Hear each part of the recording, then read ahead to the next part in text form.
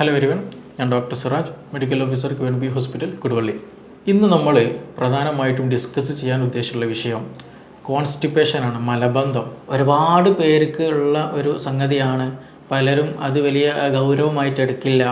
പിന്നീട് അത് മറ്റു പല അസുഖങ്ങളിലേക്ക്, അതായത് ജോയിൻറ്റ് പെയിൻ വരിക, വയറുവേദന വരിക, ഗ്യാസിൻ്റെ ഇഷ്യൂസ് ഉണ്ടാവുക, പിന്നെ ശരിക്കും മലബന്ധം പോയില്ല എന്നുണ്ടെങ്കിൽ കഫക്കെട്ടിൻ്റെ ഇഷ്യൂസ് പലപ്പോഴും ഉണ്ടാകാറുണ്ട് ചില ആളുകൾക്ക്. അങ്ങനെയുള്ള മറ്റു പല ഇഷ്യൂസ് വരുമ്പോൾ, ബുദ്ധിമുട്ട് വരുമ്പോഴാണ് ഈ പ്രധാന കാരണമായിട്ടുള്ള ഈ ഒരു മലബന്ധത്തെ പലപ്പോഴും പരിഗണിക്കുക.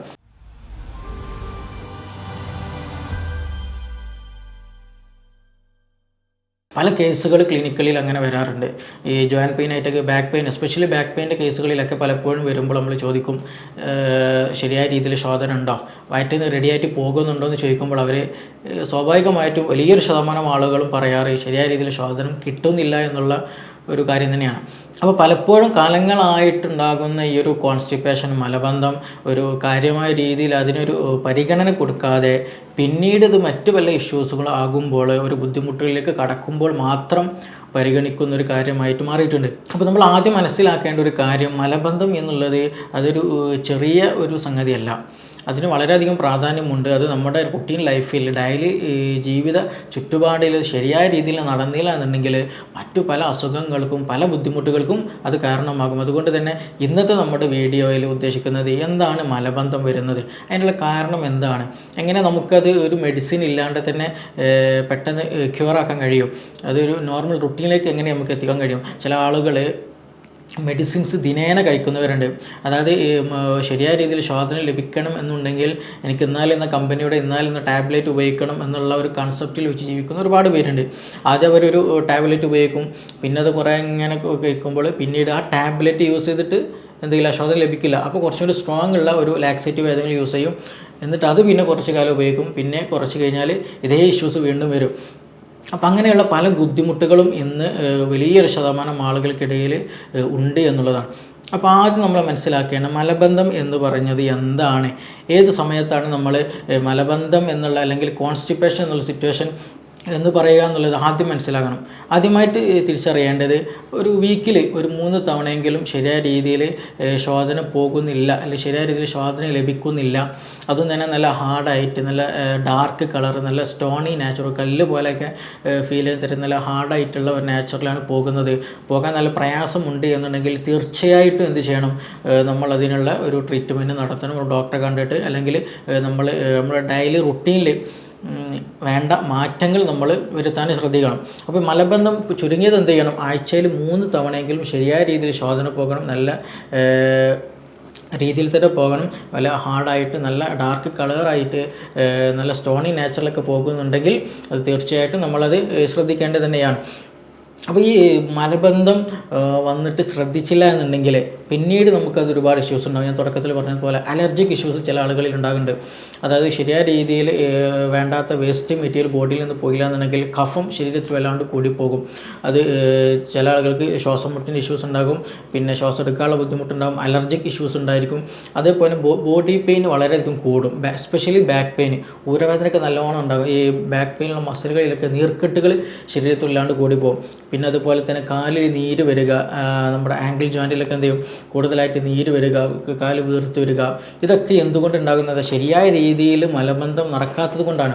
നമ്മുടെ ബോഡിയിൽ എപ്പോഴും വേണ്ടതുണ്ട്, വേണ്ടാത്തതുണ്ട് അല്ലേ. നമ്മൾ ഭക്ഷണം കഴിക്കുമ്പോൾ വേണ്ട സാധനങ്ങളൊക്കെ എന്ത് ചെയ്യും, ബോഡി അബ്സോർബ് ചെയ്യും, ശരീരം എടുക്കും. വേണ്ടാത്ത കാര്യങ്ങൾ എന്ത് ചെയ്യും, ഓൺ ദ സ്പോട്ടിൽ തന്നെ കൂടുതൽ കാലം ശരീരത്തിൽ വെക്കാതെ വീണ്ടും മൂത്രമായിട്ടോ വിയർപ്പായിട്ടും അതേപോലെ ഫീക്കൽ മാറ്ററായിട്ടും മലത്തിലൂടെ എന്ത് ചെയ്യും, പുറന്തള്ളും.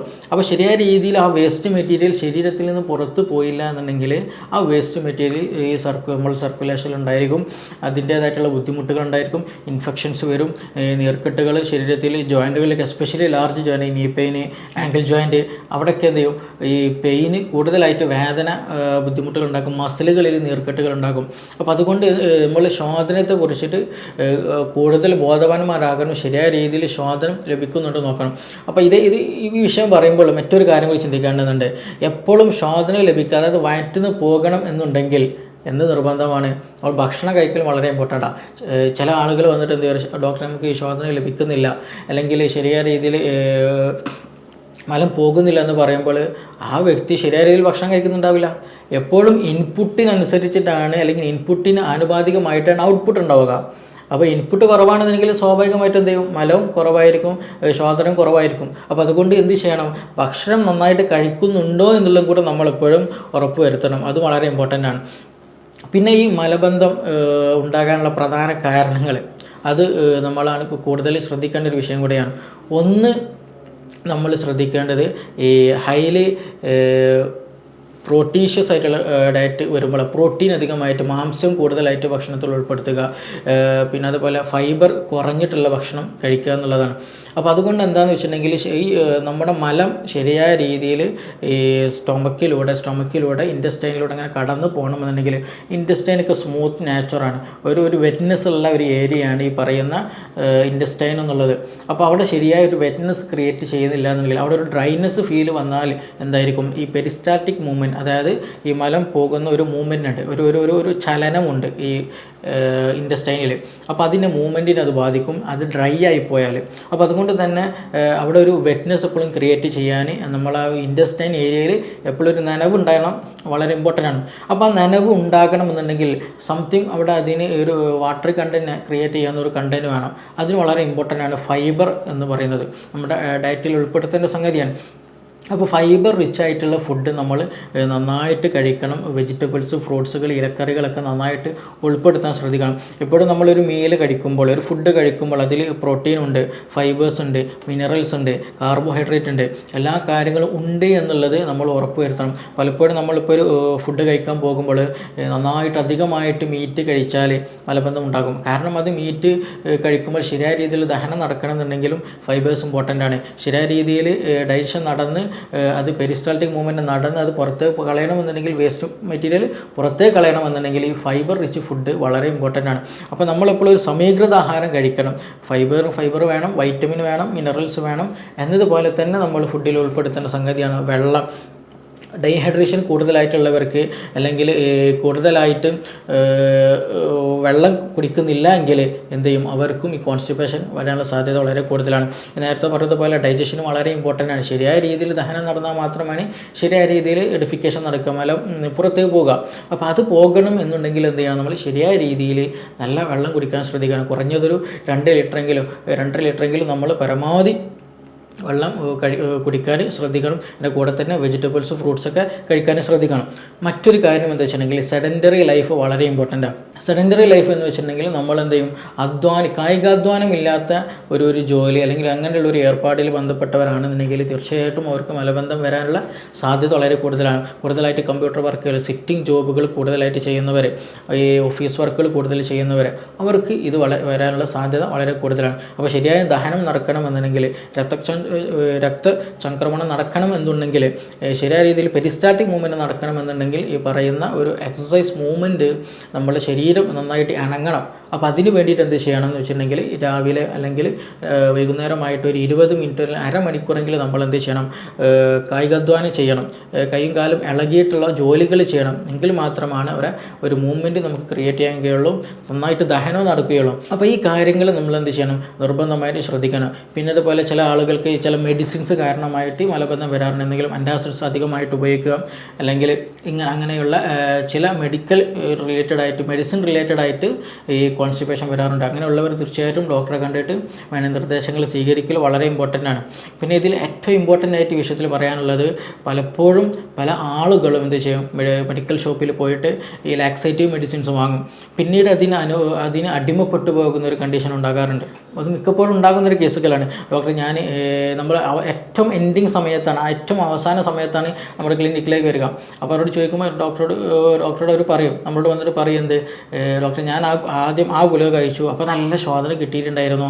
പിന്നീട് അത് കഴിഞ്ഞ ശേഷം അതിങ്ങനെ ശോധന കുറഞ്ഞു കണ്ടപ്പോൾ എനിക്ക് വേറൊരു ഗുളിക വേറെ ആൾ പറഞ്ഞു തന്നു. അങ്ങനെ പിന്നീട് ഞാൻ അതും ഉപയോഗിക്കാൻ തുടങ്ങി. പിന്നെ അതും കുറച്ച് കാലം കഴിഞ്ഞപ്പോൾ ഇപ്പോൾ റിസൾട്ട് ഇല്ല. അങ്ങനെ ഞാൻ വന്നതാണ്, ഞാൻ എന്താ ചെയ്യേണ്ടതെന്ന് വെച്ചിട്ട്. അപ്പോൾ നമ്മൾ ആദ്യം ശ്രദ്ധിക്കേണ്ടത് ഈ മലബന്ധം എന്ന് പറയുമ്പോൾ അതിന് വേറെ എന്തെങ്കിലും അസുഖവും ഉണ്ടോ എന്നും കൂടെ നോക്കേണ്ടതുണ്ട്. കാരണം ചില കേസുകളിൽ അബ്ഡോമിനൽ ഇഷ്യൂസ്, അതായത് IBD, IBS പോലെയുള്ള ഇൻഫ്ലമേറ്ററി കണ്ടീഷൻസിൽ പോലും ചിലപ്പോൾ ഈ കോൺസ്റ്റിപ്പേഷൻ വരാറുണ്ട്. അപ്പോൾ അതുകൊണ്ട് എന്താണ് റീസൺ എന്നുള്ളത് വളരെ ഇമ്പോർട്ടൻ്റ് ആണ്. വെള്ളം കുടിക്കാത്ത പ്രശ്നമാണോ, അല്ലെങ്കിൽ അബ്ഡോമിനലായിട്ട് എന്തെങ്കിലും ഇഷ്യൂസ് ഉണ്ടോ, അല്ലെങ്കിൽ മാനസികമായിട്ട് സ്ട്രെസ്സ് വളരെ ഇമ്പോർട്ടൻ്റ് ആണ് നമ്മുടെ ഡൈജഷനുമായി ബന്ധപ്പെട്ടിട്ട്. അപ്പോൾ മാനസികമായിട്ട് എന്തെങ്കിലും ഇഷ്യൂസ് പ്രയാസങ്ങളുണ്ടോ എന്നുള്ളതൊക്കെ നമ്മൾ അത് യഥാർത്ഥത്തിൽ ഡയഗ്നോസ് ചെയ്തതിന് ശേഷം മാത്രമേ ഒരു ഡോക്ടർ അണ്ടറിൽ മാത്രമേ നമ്മൾ എന്ത് ചെയ്യാൻ പാടുള്ളൂ, ഈ ലാക്സേറ്റ് യൂസ് ചെയ്യാൻ കഴിയുള്ളൂ. കാരണം അത് ചിലപ്പോൾ അതിന് അടിമപ്പെട്ടു പോകും. എസ്പെഷ്യലി പറയാനുള്ളത് നമ്മൾ പ്രായം ചെന്നുള്ള ഏകദേശം ഒരു 45-50 ഏജുള്ള പല ആളുകളും ഇതിന് അടിമപ്പെട്ടു പോകുന്ന സിറ്റുവേഷൻ ഉണ്ടാകാറുണ്ട്. അപ്പോൾ അവരോട് പ്രത്യേകം ശ്രദ്ധിക്കേണ്ടത് ഈ കാര്യങ്ങൾ നല്ലോണം ശ്രദ്ധിക്കണം. ഇല്ലാന്നുണ്ടെങ്കിൽ അത് നമ്മുടെ ഡൈജഷനെയും അതേപോലെ ഈ ഞാൻ നേരത്തെ പറഞ്ഞിട്ടുള്ള ഈ മസിൽ പെരിസ്റ്റാൾട്ടിക് മൂവ്മെൻറ്റ് എന്ന് പറഞ്ഞല്ലോ, നമ്മൾ കുടലിൻ്റെ ഒരു മൂവ്മെൻറ്റ്, അതിൻ്റെ മൂവ്മെൻറ്റിനെ ബാധിക്കും. അവിടെ ഇൻഫെക്ഷൻസ് വരും. അവിടെ ഉണ്ടാകുന്ന നോർമലി ഉള്ള എൻവയോൺമെൻറ്റ് തന്നെ മാറിപ്പോകും. കാരണം ഈ ഒരു ലാക്സേറ്റീവിൻ്റെ വയറിളക്കാനുള്ള മരുന്നുണ്ടല്ലോ, അതിൻ്റെ അമിതമായിട്ടുള്ള ഉപയോഗം മൂലം നമ്മുടെ കുടൽ തന്നെ നശിച്ചു പോകുന്നൊരു കണ്ടീഷനിലേക്ക് നീങ്ങിപ്പോകും. ശരിയായ ഒരു പ്രവർത്തനം പിന്നീട് ഉണ്ടാവുക. അപ്പോൾ ഡോക്ടർ ഒരു നിയന്ത്രണത്തിലായിട്ട് അത് ശരിയായ രീതിയിൽ അത് ട്രീറ്റ് ചെയ്ത് പിന്നീട് നോർമൽ ലൈഫിലേക്ക്, അതായത് ഒരു വയറിളക്കാനുള്ള ഗുളിക കഴിക്കാതെ, ഒരു മരുന്ന് കഴിക്കാതെ തന്നെ നമുക്ക് എത്താൻ ശ്രദ്ധിക്കണം. ഇല്ലെങ്കിൽ നേരത്തെ പറഞ്ഞതുപോലെ ഇഷ്യൂസുകൾ ഉണ്ടാകാറുണ്ട്. പിന്നെ അത് മാത്രമല്ല, ഇങ്ങനെയുള്ള ആളുകളുടെ ശരിയായ രീതിയിൽ മലം പോയില്ല എന്നുണ്ടെങ്കിൽ സ്കിന്നിൽ ഒരുപാട് ഇഷ്യൂസ് ഉണ്ടാകാറുണ്ട്. അത് എസ്പെഷ്യലി ഫേസിൽ നമുക്കത് പലപ്പോഴും കാണാൻ കഴിയും. പ്രത്യേകിച്ച് നല്ലൊരു ഡാർക്ക് കളർ ഉണ്ടായിരിക്കും. അതായത് നമ്മുടെ ഫേസിൻ്റെ ഈ ഒരു ഭാഗത്തായിട്ട് കാണുന്ന ഭാഗത്ത് തന്നെ നല്ലൊരു ഡാർക്ക് കളർ ഫീൽ ചെയ്യും. ബാക്കിയുള്ള സ്കിന്നിലൊക്കെ നോർമലായിരിക്കും. പലപ്പോഴും ശ്രദ്ധിച്ചിട്ടുള്ള ഒരു കാര്യം കൂടിയാണിത്. അപ്പോൾ ഇത് അവരോട് ചോദിച്ചാൽ തന്നെ അവർ പറയും മലപ്പം പോകാൻ നല്ല പ്രയാസമുണ്ട്, ഗ്യാസിൻ്റെ ഇഷ്യൂസ് ഉണ്ട്, വയറിന് പ്രയാസമുണ്ട്, വയറിലുള്ള ഒരു ഇൻഫെക്ഷൻസ് അല്ലെങ്കിൽ എന്തെങ്കിലുമായി ബന്ധപ്പെട്ട പ്രശ്നങ്ങളുണ്ട്. മലബന്ധമായിരിക്കും അവരുടെ ഏറ്റവും എക്സാക്റ്റ് റീസൺ എന്ന് പറയുന്നത്. ഒരിക്കലും ഇതേപോലെ ഒരു കേസ് വന്നിട്ടുണ്ടായിരുന്നു. അവർ വന്നത് നേരത്തെ ഞാൻ പറഞ്ഞതുപോലെ ചില ആളുകൾ പറഞ്ഞു ഈ മെഡിസിൻസ് ഉപയോഗിച്ചാൽ മതി, അങ്ങനെ ആ രീതിയിൽ വന്നപ്പോൾ ഇങ്ങനെ യാദൃശ്ചികമായിട്ട് ക്ലിനിക്കിലേക്ക് വന്നതാണ്. അപ്പോൾ അങ്ങനെ അവരോട് ചോദിച്ചപ്പോൾ അവർക്കും ഇതേപോലെയുള്ള ഒരു ഇഷ്യൂസ് ഉണ്ടായിരുന്നു. ഫേസിലൊക്കെ ആയിട്ട് നന്നായിട്ട് കറുത്തിട്ടുണ്ടായിരുന്നു, നല്ല ബ്ലാക്കിഷ് കളർ ഉണ്ടായിരുന്നു. അത് ഒരു 2 വീക്സ് മാക്സിമം ഒരു 2 വീക്സ് റിസൾട്ട് വന്ന് ഒരു മെഡിസിൻ കുടിച്ച് വന്നപ്പോൾ തന്നെ ഏകദേശം ഓൾമോസ്റ്റ് 50% എന്ത് ചെയ്താൽ മുഖത്തുള്ള ഫേസിൻ്റെ ഒരു കളറ് തന്നെ നന്നായിട്ട് മാറിയിട്ടുണ്ടായിരുന്നു. അപ്പോൾ ഞാൻ പറഞ്ഞതെന്ന് വെച്ചിട്ടുണ്ടെങ്കിൽ ഇത് ഒരു ചെറിയൊരു റീസൺ അല്ല, അത് ബാക്ക് പെയിൻ ഉണ്ടാകും, UTIൻ്റെ കേസ് ഉണ്ടായിരിക്കും, മറ്റു മസ്കുലാർ പെയിനുകൾ ഉണ്ടായിരിക്കും, പിന്നെ ഉറക്കമില്ലാത്ത പ്രശ്നം ഉണ്ടായിരിക്കും, ഗ്യാസ്ട്രൈറ്റിസ്, വൊമിറ്റിങ് ഇങ്ങനെയുള്ള ഇഷ്യൂസ് ഉണ്ടായിരിക്കും, വയറുവേദന ഉണ്ടായിരിക്കും. അങ്ങനെയുള്ള ഒരുപാട് അസുഖങ്ങൾക്ക് ഈ പറയുന്ന കോൺസ്റ്റിപ്പേഷൻ വളരെ റീസൺ ആകുന്നുണ്ട്. അപ്പോൾ അതുകൊണ്ട് ഇതൊരു സാധാരണ ഒരു സംഗതിയാണ്, അല്ലെങ്കിൽ അതിങ്ങനെ തള്ളിക്കളയാവുന്നതാണ് എന്നുള്ള രീതിയിൽ ഒരിക്കലും കാണരുത്. അതേപോലെ തന്നെയാണ് നമ്മൾ ചെറിയ കുട്ടികൾ, ചെറിയ മക്കളെ കാര്യത്തിൽ നമ്മൾ ശ്രദ്ധിക്കണം. അവർക്ക് പലപ്പോഴും വിശപ്പില്ലാത്തൊരു കണ്ടീഷനുകൾ, വയറ് വീർത്ത് വരിക, ശരീരത്തിലൊക്കെ ചുണങ്ങ് പോലെ ഇങ്ങനെ ഒരു കളർ ചേഞ്ച് സ്കിന്നിലൊക്കെ കണ്ടുവരിക, അതൊക്കെ ഈ ഒരു ഗ്യാസ്ട്രിക് ആയിട്ടുള്ള ഇഷ്യൂസ് അല്ലെങ്കിൽ മലവുമായി ബന്ധപ്പെട്ട ഇഷ്യൂസാണ്. അപ്പോൾ അവരുടെ ഒരു ഇഷ്യൂസുകൾ നമ്മൾ എന്ത് ചെയ്യണം, നമ്മുടെ വീട്ടുകളിലുള്ള മക്കളുടെ ഒരു ടോയ്ലറ്റിൽ പോകുമ്പോൾ അവർക്ക് ശരിയായ രീതിയിൽ ശോധനം ലഭിക്കുന്നുണ്ടോ എന്നുള്ളതും കൂടെ നമ്മൾ മാതാപിതാക്കൾ മുതിർന്നവരെ ശ്രദ്ധിക്കേണ്ടതാണ്. അപ്പോൾ ഞാൻ ചുരുക്കി പറഞ്ഞാൽ ഇത് നമ്മൾ ചെറിയ ഒരു കാര്യമാണ്, പക്ഷെ അത് ചെറിയ ഒരു കാര്യമാണെങ്കിൽ പോലും അതിന് പരിഗണിച്ചില്ല എന്നുണ്ടെങ്കിൽ മറ്റു പല ബോഡി ഇഷ്യൂസിലേക്ക്, മറ്റു പല പ്രശ്നങ്ങളിലേക്ക്, ഗുരുതര പ്രശ്നങ്ങളിലേക്ക്, ആരോഗ്യ പ്രശ്നങ്ങളിലേക്ക് നമ്മളെ നയിക്കും. അതേസമയം നമുക്ക് നല്ല രീതിയിൽ പെട്ടെന്ന് തന്നെ ക്യൂറാക്കാൻ കഴിയുന്നതാണ്. മിക്ക ആളുകളും ഈ കോൺസ്റ്റിപ്പേഷൻ കൂടിയിട്ടാണ് പൈൽസിൻ്റെ ഇഷ്യൂസിലേക്ക് പോകുന്നത്. പൈൽസ്, ഫിസ്റ്റുല, ഫിഷർ ഇങ്ങനെയുള്ള പ്രശ്നങ്ങളിലേക്ക് ശരിയായ ശോധന ലഭിക്കുന്നില്ല. ഈവൻ ഒരു കോളൻ ക്യാൻസറിലേക്ക് വരെ എന്ത് ചെയ്യും, ഇത് നീങ്ങിപ്പോവും ശരിയായ രീതിയിൽ പരിഗണിച്ചില്ലെങ്കിൽ. അപ്പോൾ ഇതുമായി ബന്ധപ്പെട്ട് എന്തെങ്കിലും ഇഷ്യൂസോ കാര്യങ്ങളുണ്ടെങ്കിൽ ഇതുപോലെ ഡയറ്റ് എന്ത് ചെയ്യണം, വെള്ളം നന്നായിട്ട് കുടിക്കണം. നല്ലൊരു സെഡൻറ്ററി ലൈഫ് ഉള്ളവരാണെന്നുണ്ടെങ്കിൽ അത്യാവശ്യം എന്ത് ചെയ്യുക, അധ്വാനിക്കുക, കായികാധ്വാനമുള്ള വർക്കുകളിൽ ഏർപ്പെടുക, എക്സസൈസ് ചെയ്യുക, പിന്നെ ഫൈബർ റിച്ച് ആയിട്ടുള്ള മാംഗോ, പിന്നെ അതുപോലെയുള്ള മറ്റു വെജിറ്റബിൾസുകൾ, ഇലക്കറികൾ എന്ത് ചെയ്യുക, നന്നായിട്ട് ഉൾപ്പെടുത്താൻ ശ്രദ്ധിക്കുക. ഫ്രൂട്ട്സ് നന്നായിട്ട് ഉൾപ്പെടുത്തുക. പിന്നെ നന്നായിട്ട് വെള്ളം കുടിക്കുക. ഒരു അബൌട്ട് 2 to 3 ലിറ്ററെങ്കിലും എന്ത് ചെയ്യാം ഡെയിലി വെള്ളം കുടിക്കുന്നുണ്ടെന്നുള്ളത് ഉറപ്പ് വരുത്താൻ ശ്രദ്ധിക്കണം. അപ്പോൾ ഈ ഒരു കാര്യങ്ങളൊക്കെ ശ്രദ്ധിക്കുക. അതിൻ്റെ കൂടെ തന്നെ മറ്റൊരു കാര്യം എന്താ വെച്ചാൽ ടോയ്ലറ്റ് എപ്പോഴും നമ്മൾ എന്ത് ചെയ്യുക, സാധാരണയുള്ള സ്ക്വാട്ടിങ് ടൈപ്പ്, അതായത് ഇന്ത്യൻ ടോയ്ലറ്റ് ഉണ്ടല്ലോ, അതിൽ ഇരിക്കാൻ ശ്രദ്ധിക്കണം. ഇല്ല എന്നുണ്ടെങ്കിൽ നമുക്ക് ശരിയായ രീതിയിൽ ശോധന ലഭിക്കില്ല. കറക്റ്റ് രീതിയിൽ എന്ത് ചെയ്യില്ല, മലം പുറത്തു പോകാൻ ഒരു പ്രയാസം ഉണ്ടായിരിക്കും. കാരണം ആ ഒരു സിറ്റിംഗ് പൊസിഷൻ വളരെ ഇമ്പോർട്ടൻ്റ് ആണ്. അപ്പോൾ എന്താണെന്ന് വെച്ചിട്ടുണ്ടെങ്കിൽ നമ്മൾ സാധാരണയുള്ള സ്ക്വാട്ടിങ് ടൈപ്പ് എന്ന് പറയും, അതായത് ഇന്ത്യൻ ടോയ്ലറ്റ് ഉപയോഗിക്കാൻ ശ്രദ്ധിക്കാം. അപ്പോൾ ഈ ഒരു കാര്യങ്ങൾ ശ്രദ്ധിച്ചാൽ തന്നെ ഓൾമോസ്റ്റ് എല്ലാവരുടെയും ഈ പ്രശ്നങ്ങൾക്ക് തീരും. എന്തെങ്കിലും കൂടുതലായിട്ട് പ്രശ്നങ്ങൾ ബുദ്ധിമുട്ടുണ്ടെങ്കിൽ തീർച്ചയായിട്ടും നിങ്ങളതൊരു ഡോക്ടറെ കണ്ടിട്ട് വേണ്ട ട്രീറ്റ്മെൻറ്റ് എടുക്കണം. എന്തെങ്കിലും സ്റ്റൊമക്കിൽ ഇഷ്യൂസ് അല്ലെങ്കിൽ ബ്ലീഡിങ് വരിക, ഇടയ്ക്കിടയ്ക്ക് നല്ല വയറുവേദന വരിക, ഛർദ്ദിക്കാൻ കൂടുതലായിട്ട് വരിക, വയറ് വീർത്ത് വരിക തുടങ്ങിയതിനൊക്കെ പെട്ടെന്ന് പോയിട്ടൊരു മെഡിസിൻ കഴിക്കാതെ എന്താണ് അതിന് റീസൺ എന്നുള്ളത് അന്വേഷിച്ചിട്ട് തന്നെ എന്ത് ചെയ്യണം, തീർച്ചയായിട്ടും നല്ലൊരു ട്രീറ്റ്മെൻറ്റ് എടുക്കണം. അത് സ്റ്റാർട്ടിങ്ങിൽ തന്നെ അങ്ങനെ ബുദ്ധിമുട്ട് കണ്ടുവരുമ്പോൾ തന്നെ അത് വേണ്ട രീതിയിൽ പരിഗണിച്ചാൽ മറ്റൊരു അസുഖത്തിലേക്ക് മാറാതെ തന്നെ എന്ത് ചെയ്യാം, നമുക്ക് പെട്ടെന്ന് ഒരു നോർമൽ ലൈഫിലേക്ക് വീണ്ടും പോകാവുന്നതാണ്. അപ്പോൾ ഇതുമായി ബന്ധപ്പെട്ട എന്തെങ്കിലും സംശയങ്ങൾ, എന്തെങ്കിലും കൂടുതൽ ക്ലാരിറ്റി വരുത്തേണ്ടതുണ്ടെങ്കിൽ തീർച്ചയായിട്ടും നിങ്ങൾക്ക് ഈ നമ്പറിൽ ബന്ധപ്പെടാവുന്നതാണ്. നമുക്കിനി മറ്റൊരു വീഡിയോ ആയിട്ട് മറ്റൊരു സമയം വീണ്ടും കണ്ടുമുട്ടാം.